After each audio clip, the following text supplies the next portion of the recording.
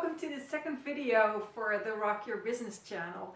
So this is a new channel. I started it a couple of weeks ago, originally as the No Yoga channel, where I was finding if I still wanted to, I'll not teach yoga, but if I wanted to reinvent yoga, well, I'm not going to reinvent yoga. So that project was finished, and so giving these little nuggets of wisdom of how to, rock your business is really what came through next. So I do have a background in business, but still it was quite the surprise to me. Sometimes if something's really close to home, you don't see it. So I have a background in business, that was one clue, and I really binge on marketing and business wisdom and books, and it's like what I do every day. It's not, in hindsight, it's like you're like, okay, really? You did not see this coming? I did not see this coming. Okay, so this business channel it's not really a business channel, it's more like a, well, if you're offering a service or selling products that I help you. Help. I'm getting back to that word. So I have two pieces of content out. I have the first video for this channel, which was called, I don't even know what it's called. I just knew what it was about, and well, you can find it on this channel. Obviously, it's number one. And I also have a blog post that was called To Every Business, We Are Ready to Throw Our Credit Card At Ya. And both the first video as well as the blog post have the same, are based on the same idea. The blog post is based on the idea that we're all in the business of making people happy, making people feel good. It's just that we all do it in a different way, and sometimes it's very direct. Like when you're in the entertainment business, it's really direct that you're there to make people feel good. Whereas if you're have a different business, or if you're like a doctor, then it's about something else. But if you take that thing out, if you take the thing out of making people happy, of making people feel good, then even a doctor cannot work. Even, a mechanic cannot work.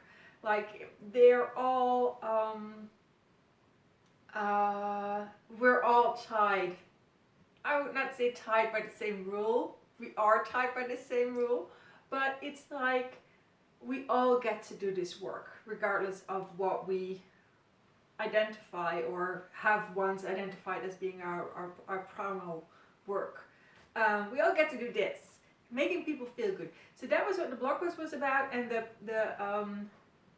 video number one was also about that, but that was more as in how to. So if you have a business, how to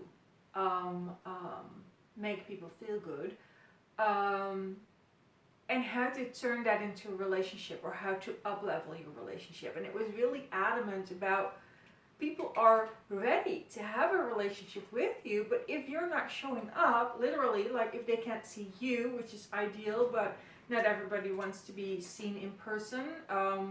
Many like to have a more like a professional veneer, or a professional way of presenting themselves, which is also good. But they have to see, either you or your company or whatever representation you have chosen. And if you don't, then they can't have a relationship with you. And for example, I got an email, and I'll put the link in below. And I immediately emailed her back like, wow, this is such a good email. I got an email just the other day from a colleague. It's a yoga teacher who we have kind of like had the similar journey. We have taken the same or we have had teacher trainings from the same teachers. So I have 2 educations. She has even more, but she also did the 2 that I did. So we go back like 15 years or something. And so she was sending an email. She works from Berlin at the moment, and she was sending an email about her offer, and it was just such a, like really a reaching out, and it was very inspiring. And I was like, yeah, this is what I didn't say that to her, but if she's watching, like, I was always like giving a standing ovation, like, oh my God, if everybody would do this. It will be so nice, because just to really show yourself and really say, hey, this is my showing yourself, and then say, this is my product offer, or this the service that I offer. Whereas usually these newsletters are about the service or the product themselves. But people love to see you. People love to see the person behind it. And cookie cutter marketing is very much like you have to package your service or your products in a way that you help the customer. But for a customer, that's kind of like, that's a really big responsibility. That's like, like, where we can help you, or how can I help you? That is just such standard business lingo.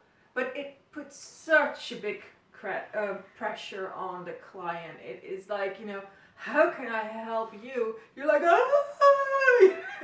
it's like, I get like sheer panic response when somebody says, how can I help you? I'm like, I want someone who knows what they are selling, and who are showing themselves, showing up in the relationship, showing themselves. And then I can easily say yes, because I am like, for a moment there, I'm distracted from who I am. I'm distracted from my problems. And I'm like, oh my God, that's so exciting. That yoga course that you have there for like 6 months, or that, package of services or products that you have there for me. If you say, how can I help you, Suzanne? I'm like, but if you say, Suzanne, I get something really awesome. It's like 6 months of one-on-one. It's a very special offer of yoga. This is not like what Irina Ferrer, which is her name, is offering right now. But I'm just making this up as I go. Like, Suzanne, I got something really special, because I know you're kind of like wrestling with yoga, if you want to do it, yes or no. I have something really cool, and it's a 6-month intensive one-on-one. I have a foundational fee if you join me now. It's tailored for people like you who have a background in yoga, but who are unsure how to make progress in that, how to make headway in that. If they can help people with it, and if they can, how do they want to do it so that they stay nurtured and inspired themselves? We're going to start in 2 weeks, but I have a workshop coming up this Sunday as well. So here are the dates. Maybe it's a cool thing to join the workshop. If you sign up for the 6 months, you're going to get the workshop from me as a bonus. It's like, oh. So I'm like, oh, I would actually like that. Even though I'm really fine in my own yoga practice at the moment. So I am like just practicing for myself, and it's really low key and it's really nice. But Irina Ferrer did that. She wrote an email, she reached out, she showed herself, and she then said what her offers were and what the difference was like. If you're interested in it, then this might be a thing for you, or if you're interested in that, and that might be a thing for you. So I will give her website here below, and I'm sure that you can find a little place where you can leave your name, so that next time you get her special offers in your inbox. She writes in English, she works from Berlin, and she is a yoga teacher and a specialist in nutrition and all kinds of holistic healing techniques, I think that she was, I've never said this to her.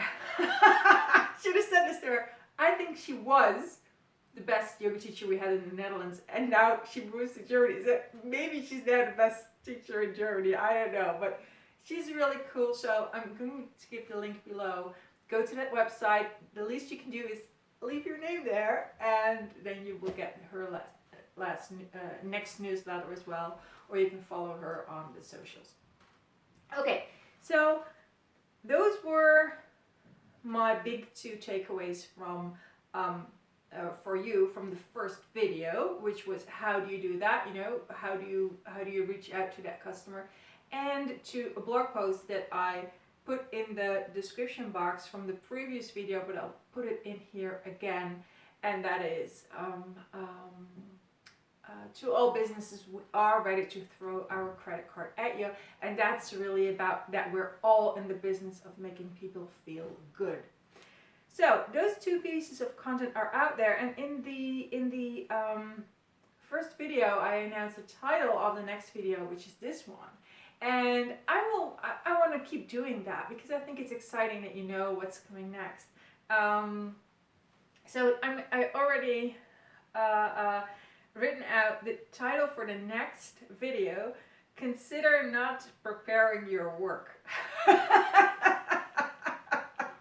So that's intriguing, isn't it? So consider not preparing your work will be the next video. So this one is how to make money doing what you love even without having a business. I'm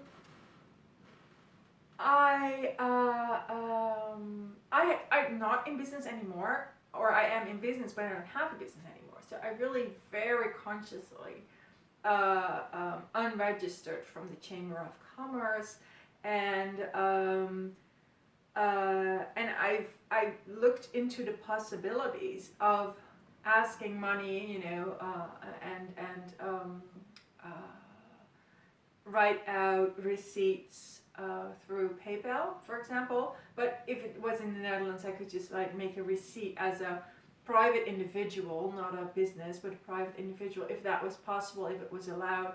And the good thing was that's all allowed. So I'm not doing my business that way. I'm not asking money for it's not like you get access to this and this if you pay me that and that, or you get access to my time if you pay me, you know, this amount of money. I have a really unique business model, and I'm sure it will come up later in this series. But the good news is I did do all the, at least for the Netherlands, I just found out, and outside of the Netherlands, it's even known, it's called a hustle. Like if you have if you're making money but you don't have a business, it's usually called a hustle.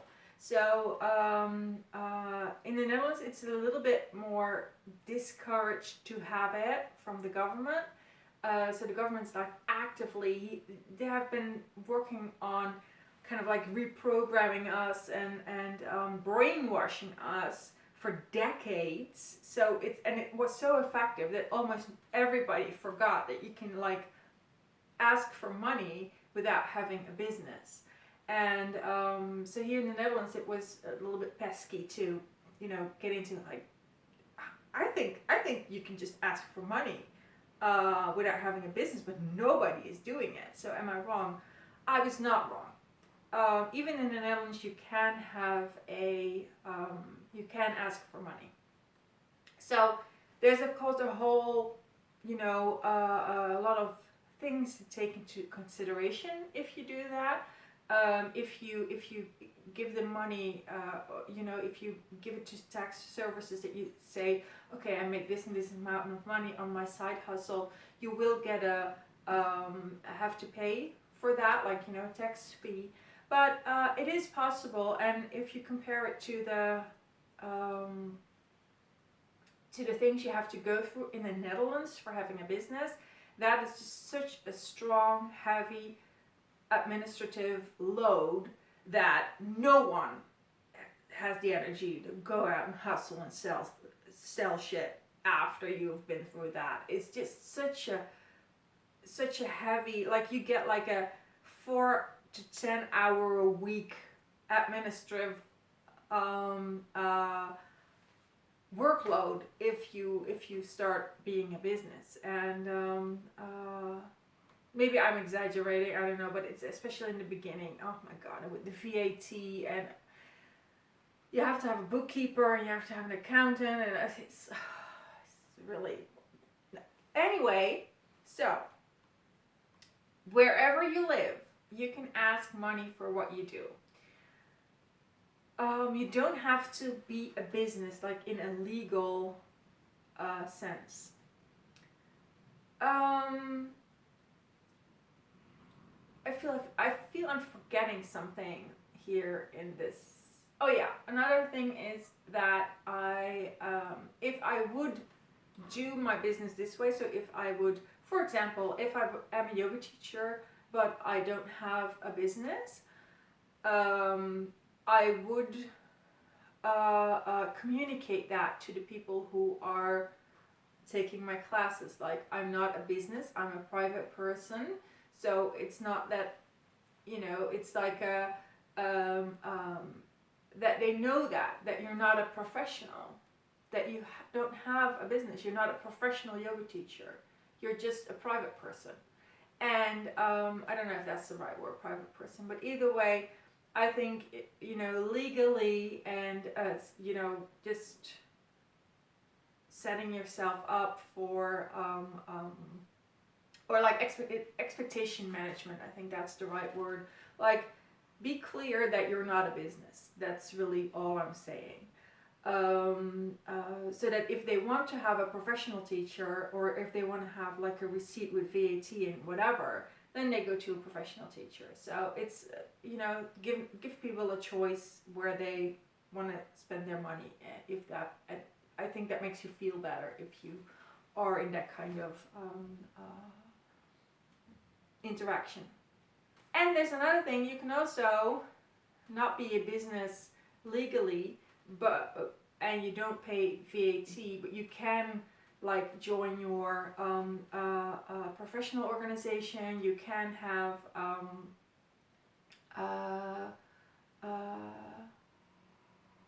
so you can be a professional, but it can be really tricky, especially in the Netherlands, for example, to get your work insured if you don't have, if you're not registered as a business. So in the Netherlands is probably like the country with the most heavy legislation, where they're really pushing you towards being a business and taking on all that extra work. Whereas I'm like, it's just so discouraging how heavy that load is. I would suggest, even, like, if you have to, do your work without asking money for it. That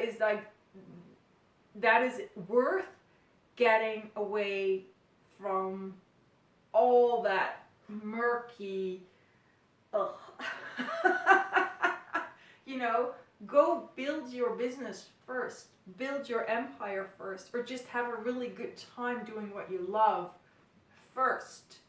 And then, when the money keeps pouring in, then you can say, okay, now we can have like a real business. Now we can, now it's worth going through the hassle. And up until that moment, just give your, I don't know the right word, but just indicate with tax services that you made that kind of money, so that it doesn't get you into trouble. But don't let all that heaviness of having a real business basically put you out of business before you even started. So that's really the first thing about the legal aspect of a business. That in the Netherlands, that's really, we're brainwashed here to go through all the moves and to get a company name and start paying VAT or whatever, and that's not necessary. It is, what is necessary is that you're very clear to your customers or the people you're working with, that you're not a real business, and that you indicate with tax services that you make X amount of money. Okay, so that was the first thing. Don't just start a business because people say that that is what you should do. Start making money first. So that would really be one of the things that I would have done differently. If I would start all over again, I would say, like, before the first, I don't know, like 20,000 euros or something, I'm just gonna give it with tax services and indicate that I made that kind of money, and let that be it. Okay, I'm already at 21 minutes. Oh my god, I was gonna make a short video. So that was about even without having a business. So you don't have a business and you want to make money doing what you love. Well, how difficult can it be? So you do what you love and you make money, and then rule one from having a business comes into play, and that is you are not in the business of doing what you love. You're in the business of making people feel good. So if you want to make money doing what you love, you have to, for a moment, forget doing what you love. And you have to start loving interacting with people, because that is the part where your money will come from, and not the doing what you love. So maybe that is a maybe you're like, well, then I don't want to do it. And that's a really good response, because that's the reason why most people who start doing what they start making money from doing what they love, get it kind of like wrong, because they think that it's about doing what they love. But their first priority is, from a business perspective, is making people feel good and being in that relationship. And you're probably going to really enjoy it, because you can't stop talking about doing what you love, and you're really enthusiastic about it, and you want to help people with it. Now I'm gonna come back to the help aspect of it. So there are really two ways to go about this. Well, first of all, what I said at the beginning of the video, if somebody asks me how can I help you, that's like way too much of an open question, and I feel all the pressure, and I'm like, I'm gonna fucking answer this wrong, and how do I know how I can be helped? So that's a very good reason to not expect too much, and even consider not using that phrase. But another aspect is, if you focus on the word helping, then you get your client or your customer in a kind of mindset of shortage, and of not being good enough, and of not being capable enough, and of fucking it up. And whereas if you phrase it differently, what you have to offer, if you phrase it in like a positive mood and state of being, not even an outcome, as in, okay, once we get there, then you will feel better. But if you rephrase your product offerings in a continuous state of joy and feeling good, and that's what you're going to experience in the program, or that's what you're going to experience when we work together, that life can be fun, that life can be expansive. That is a better way to put it than how can I help you. That is a better way to put it than this product of service, if you buy that from me, it will help you with your problem. Because if it works, what you're really saying is, after that you don't need me anymore. Whereas that's not just bad for business, but it's also bad for the client, because rule number one, The client wants to feel good, and that feeling good comes from having a relationship with you. So it doesn't make sense to sell solutions for problems, because the basic problem is always we all crave human connection, and we all crave to feel good. And once you have that set up with the two of you, why would you break it off? That's insane. That's like going on a date and say like, oh, if you go on a date with me, want to go on a date with me because then I can solve your, problem.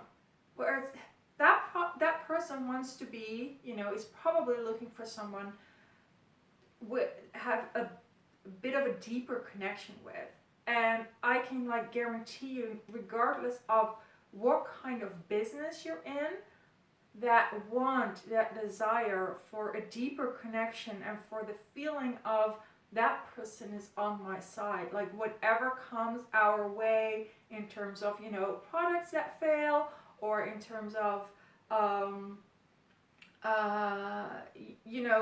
things that the client or the customer cannot meet, expectations or financial obligations. If you have a relationship together, that doesn't matter. It's like, we'll get over this. We'll figure this out. And that is what you two are going to build.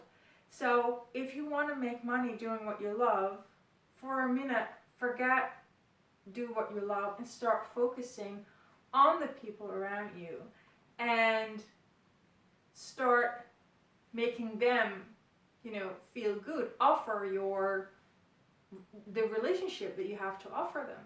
And yes, the thing that you do will play a part in that, but it will be so much more. And it's really great if you just start out that way. And then I will guarantee you that you will keep loving what you're doing.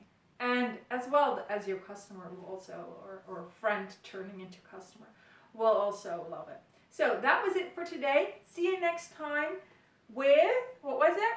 Consider not preparing your work.